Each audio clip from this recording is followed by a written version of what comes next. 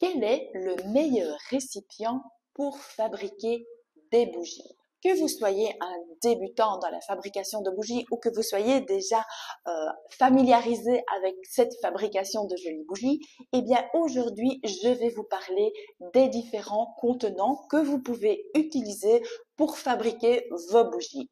Alors, je vais tenir compte évidemment de différents facteurs, la sécurité, l'esthétisme et évidemment la fonctionnalité. Tout d'abord, commençons par l'aspect de sécurité lorsque vous choisissez votre contenant. Il est évidemment primordial de faire attention à la sécurité de vos créations puisque vous allez offrir ou vous allez vendre vos bougies et donc il serait vraiment très dommage et dangereux de fournir à vos amis, votre famille ou vos clients des bougies qui ne seraient pas testées et qui n'auront pas été réfléchies en termes de sécurité. Je vois régulièrement sur les réseaux sociaux des photos de magnifiques bougies coulées dans de simples verres destinés à boire. Attention, parce que cela peut être très dangereux, car ces verres sont généralement relativement fins, risquent d'éclater lorsque la chaleur va être emprisonnée dans le verre et qu'elle va effectivement monter assez haut. Évidemment, les récipients y contribuent grandement à l'apparence finale de la bougie. Un beau récipient peut transformer une simple bougie en un véritable objet de décoration. D'ailleurs, je ne vous apprends rien en vous citant la célèbre marque de bougies Baobab qui a d'ailleurs très bien compris cette stratégie de vente. De plus, le récipient influence la manière dont la bougie brûle et diffuse son parfum. Un bon récipient doit permettre une condition uniforme, une bonne diffusion du parfum. Je vais donc vous donner un aperçu des avantages et des inconvénients pour les principaux types de contenants que vous allez pouvoir utiliser pour vos créations. Je suis Catherine, artisan cirier certifié et je suis ravie de vous accueillir sur ma chaîne YouTube. Alors, je dispense gratuitement des tas de conseils et astuces pour réussir de jolies bougies sans défaut, que vous soyez simple débutant ou artisan confirmé qui avait envie d'avoir des petites astuces, des petits détails en plus. Alors, n'hésitez pas à vous abonner à ma chaîne et à liker si vous appréciez mes vidéos. Et surtout, vous avez la possibilité, si vous le désirez, de télécharger mon guide 100% gratuit pour réaliser votre première bougie parfumée naturelle. Le lien se trouve simplement ici dans les commentaires. Alors, commençons par voir les premiers récipients les plus courants et je vais donc commencer par les récipients en verre. Je vais vous parler des avantages d'utiliser un contenant en verre. Alors, c'est un récipient qui sera durable et pour autant, comme je vous l'ai dit, qu'il soit épais et robuste et qu'il résiste bien à la chaleur, ce qui fait un choix assez intéressant pour fabriquer votre bougie. Alors, les verres, comme je vous l'ai déjà dit, ils ont un côté esthétique parce que tout simplement, vous pouvez avoir des verres merveilleusement décorés, mais ils vous permettent aussi de voir les effets ou la couleur de votre cire par transparente et donc ça donne une jolie présentation visuelle. Alors, évidemment, les verres n'interagissent pas du tout avec vos huiles parfumées ou avec la qualité de votre cire puisque ça n'a pas d'impact sur le mélange que vous allez réaliser. Et si vous le souhaitez, pour aller encore plus loin dans la création totalement artisanale de vos bougies, vous pouvez choisir un souffleur de bouche qui va vous faire des verres soufflés bouche totalement artisanaux. Donc voilà, je pense que ça, ce sont les principaux avantages. Alors évidemment, les verres ont aussi des inconvénients. Alors, c'est fragile, d'accord? Donc le verre peut se casser s'il est manipulé sans vraiment de précaution. Donc il nécessite une attention particulière lors de la fabrication et évidemment de l'utilisation. Alors il a un coût aussi.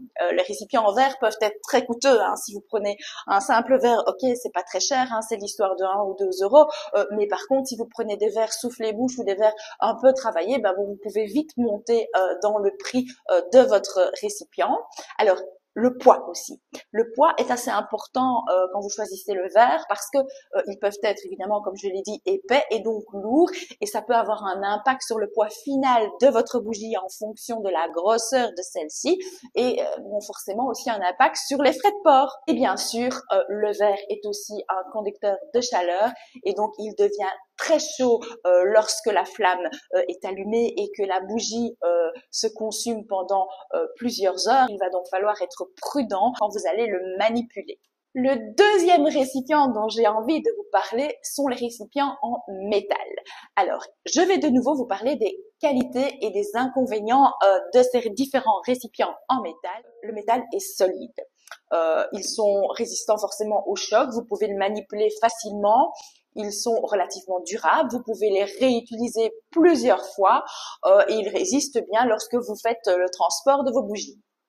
Alors le métal, c'est vraiment un conducteur de chaleur important et donc forcément il va aider à bien faire brûler votre bougie puisque ça va bien chauffer sur les côtés, donc votre bougie va être certaine de brûler le plus uniformément possible. Voilà, donc ça c'est un avantage, ça aide à la combustion uniforme de votre bougie. Vous en trouvez de toutes les sortes, de toutes les couleurs et évidemment ce qui est intéressant, c'est que forcément vous pouvez le personnaliser facilement aussi.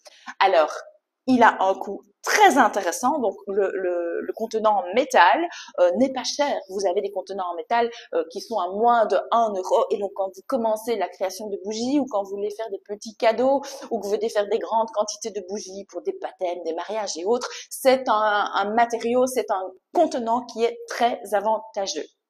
Et la dernière grande qualité de ce contenant en métal, c'est qu'il est très souvent fourni avec un couvercle et donc forcément, il va maintenir votre bougie à l'abri de la poussière et préserver l'intensité de sa fragrance. Voyons ensemble maintenant les inconvénients de ces contenants en métal.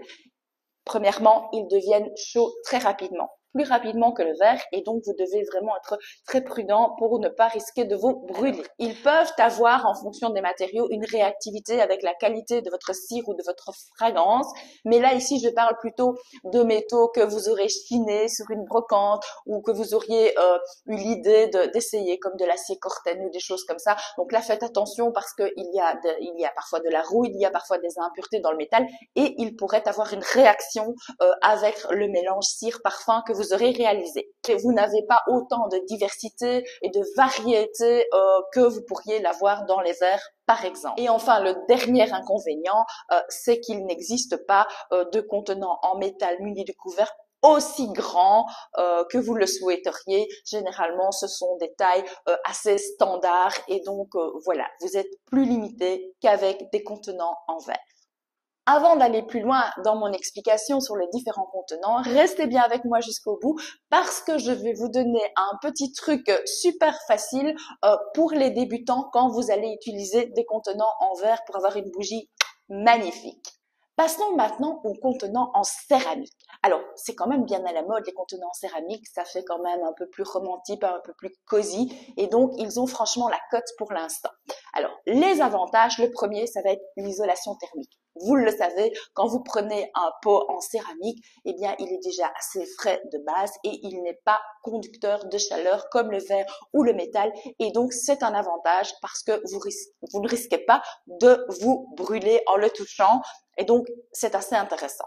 Alors, ce deuxième avantage, c'est qu'il y a une infinité de variétés de contenants en céramique, que ce soit en termes de forme, de style, de coloris. Et donc, vous avez de nouveau le choix de faire des tas de bougies très artistiques et personnalisées. La troisième chose, c'est que de nouveau, c'est quelque chose que vous pouvez utiliser ce contenant en céramique pour aller à 100% dans l'artisanat parce que vous pouvez faire votre contenant vous-même ou vous associez, vous collaborez avec un artisan potier qui va vous faire votre contenant personnalisé et donc vous aurez une bougie 100% artisanale et faite main. Le quatrième avantage, c'est que vous pouvez avoir un côté cosy et vintage. Forcément, ça donne un petit aspect comme ça, cosy dans votre intérieur, vintage, ou parfois vous avez des contenants en céramique qui font un peu esprit nordique comme ça. Donc, il y a vraiment moyen d'avoir des bougies pour tous les styles d'intérieur. Le cinquième avantage, c'est la durabilité parce que évidemment, c'est de nouveau un contenant que vous allez pouvoir réutiliser plusieurs fois, que ce soit pour couler à nouveau de la cire, mais aussi pour d'autres utilités, que ce soit pour mettre une plante, que ce soit pour mettre des cotons ouates dans la salle de bain. En fait, c'est vraiment un contenant durable puisqu'il a plusieurs utilités et que vous pouvez toujours le réutiliser. Et enfin, c'est un produit naturel, la céramique, et donc automatiquement, il n'y a pas de réactivité avec la cire ou le parfum. C'est l'idéal pour couler vos bougies. Évidemment, comme tous les autres contenants, il a aussi quelques inconvénients. Les contenants céramiques ont un coût. Tout simplement parce que ils sont faits souvent à la main, ils sont plus chers que de simples verres ou que de simples boîtes en métal. Et donc forcément, ça a un coût plus important. Alors, la deuxième chose, c'est qu'ils sont lourds. Rappelez-vous, c'est comme les verres, la céramique, c'est aussi assez lourd. Et donc, quand vous allez réaliser des bougies, votre bougie totalement remplie et terminée aura un poids relativement élevé en fonction de la taille. Et donc, ça va générer forcément un coût sur le transport et sur l'expédition. Le troisième inconvénient, c'est qu'ils sont également fragiles. Vous pouvez facilement les fissurer, les casser, et donc ils demandent aussi d'être manipulés avec précaution et surtout bien emballés. Attention ici, j'ai envie de préciser que je parle bien de céramique, je ne parle pas de porcelaine. Sachez que la porcelaine est beaucoup plus fine que la céramique et donc beaucoup moins résistante et que c'est pas conseillé de couler des bougies dans de la porcelaine. Ou alors vous allez devoir le tester sur une porcelaine un petit peu plus épaisse avec une cire et un point de fusion beaucoup plus bas pour qu'elle ne monte pas trop en température. Donc faites attention, ne confondez pas céramique et porcelaine. Alors, avant d'aborder effectivement le point sur les récipients en gesmonite, parce que effectivement la gesmonite c'est super à la mode, plein de créateurs se lancent dans la fabrication de pots en gesmonite et c'est très joli. Je vais vous faire un petit point sur les pots en plastique parce que oui, il existe des bougies coulées dans du plastique. Ça paraît étrange, mais ça existe et je vous explique quel type de plastique. Vous savez comme moi qu'il existe des bougies chauffe-plat. Alors, il y en a coulé dans des petites coupelles en métal, il y en a coulé dans des petites coupelles en plastique. Il existe des petites bougies votives aussi, coulées également dans des petits contenants en plastique. Alors, effectivement, c'est assez pratique parce que c'est léger et parce que ça ne coûte pas cher. Et donc, forcément, vous trouverez toujours ce genre de petites bougies bon marché, bien utiles quand on doit mettre des petites bougies dans des photophores, etc. Et alors, avec les coupelles en plastique, le petit astuce, c'est que vous imaginez dans votre photophore, quand vous avez une coupelle en métal et qu'elle est totalement fondue, le métal n'est pas transparent. Donc, quand la flamme descend, vous perdez un petit peu de cette luminosité. Quand vous choisissez une bougie chauffe-plat ou votive dans un contenant en plastique, lorsque la mèche descend, eh bien, comme le plastique est transparent, vous continuez à avoir la même intensité, la même luminosité et donc forcément, votre photophore illumine beaucoup plus qu'avec des coupelles en métal. Donc ça, c'est vraiment le point le plus avantageux pour ce type de contenant. Venons-en maintenant à cette fameuse gesmonite, ce nouveau matériau très tendance que je vois partout sur les réseaux sociaux, de merveilleuses créations et évidemment qui convient parfaitement pour couler des bougies. Alors, la gesmonite, quels sont ses avantages? Le premier, c'est que c'est durable, c'est-à-dire que la gesmonite, c'est un matériau composite robuste et résistant à la chaleur. Il est donc forcément idéal pour les bougies. Il est très esthétique. Le gesmonite permet une variété de finitions et de textures, de couleurs vraiment infinie. Donc, vous pouvez effectivement créer pas mal de choses.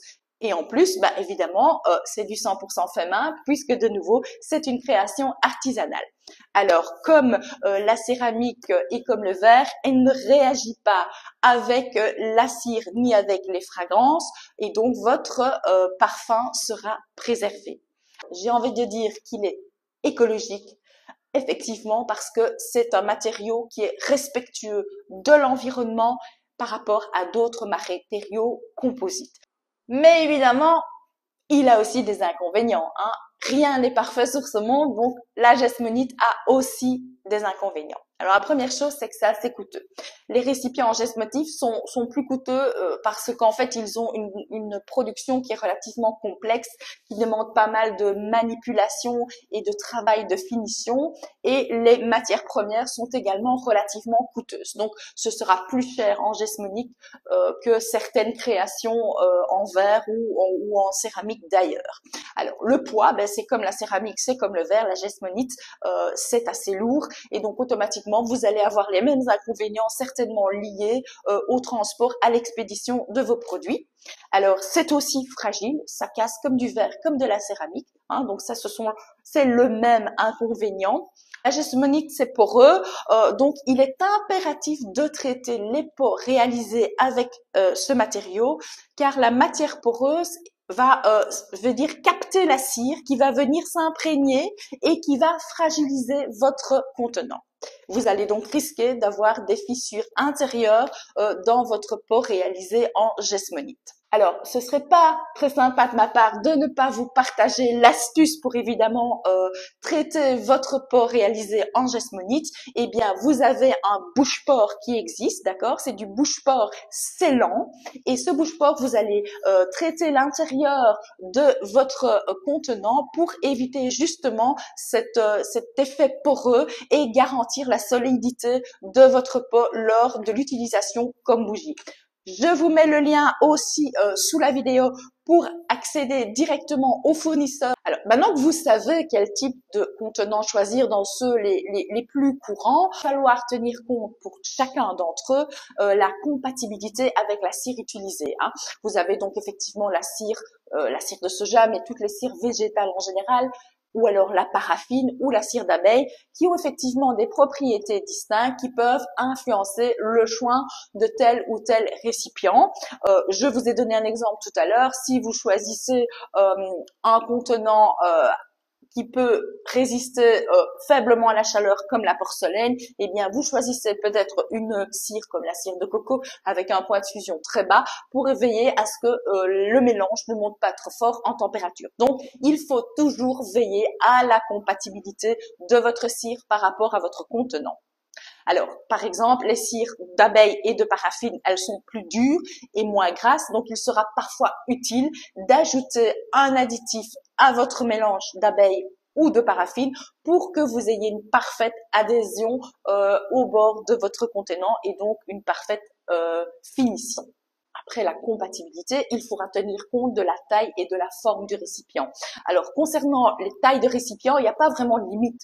Seul le choix de la mèche en fonction du diamètre de votre contenant fera la différence. Hein. Donc vous pouvez choisir des petites, des grosses, des moyennes, des géantes, pas de problème. Le tout, je vous le rappelle, ce sera d'adapter votre mèche à la taille de votre contenant. Et pour cela, je vous invite à lire mon article à ce sujet sur mon blog. Je vous mets le lien dans la description également. Voici mon astuce pour les débutants. Donc, si vous commencez à couler des bougies dans un verre transparent, eh bien, vous allez devoir faire attention à deux choses. La première, c'est que votre verre devra être impeccablement nettoyé, dégraissé, vraiment zéro poussière, zéro trace à l'intérieur. La deuxième chose, c'est que vous allez chauffer votre verre à 50 degrés, soit au micro-ondes, soit avec un souffleur à air chaud, soit dans votre four sur 50 degrés. Pourquoi? Parce que si vous ne faites pas ça et que vous coulez votre cire, eh bien, vous aurez un choc thermique inévitable et la finition sera mauvaise. Vous aurez du givre, du décollement de parois et ça ne sera pas du tout réussi. Donc, allez-y, faites le test, commencez par couler une bougie dans un verre transparent en respectant cette astuce et vous allez voir, vous serez enchanté du résultat. Cette vidéo est terminée. Je vous remercie de m'avoir suivi.